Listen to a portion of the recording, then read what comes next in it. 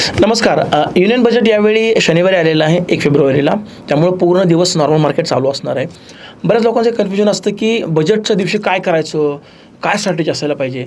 तर बजेट हा एक इव्हेंट आहे, ठीक आहे, महत्त्वाचा इव्हेंट आहे.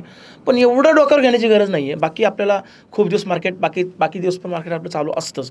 मग तुमची रिस्क मेंटेन करून तुम्ही बजेट डेनुसार तुम्ही प्लॅन करू शकता, नाही असं नाही. पण तेवढंच फक्त नाही आहे ना बजेट.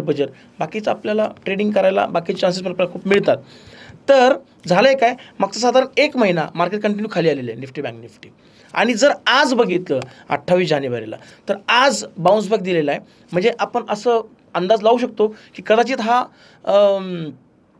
सेल झोन जो आहे, म्हणजे ओव्हर सोल्ड लेवल जी आहे, टच केली आहे का, असा पण अंदाज लावू शकतो. कारण 1001 पॉईंटने बँक निफ्टी वर ओपन झालेली आहे, निफ्टी 200 ते 300 पॉईंट वर ओपन झालेली आहे. तर हा जो कर्व आलेला आहे, तर आपण समजवतो की हा मार्केट अहेड ऑफ बजेट समजा ही रिॲक्शन असू शकते का, आपण असा अंदाज लावू शकतो. काय होते बघूत आपण बजेटच्या दिवशी.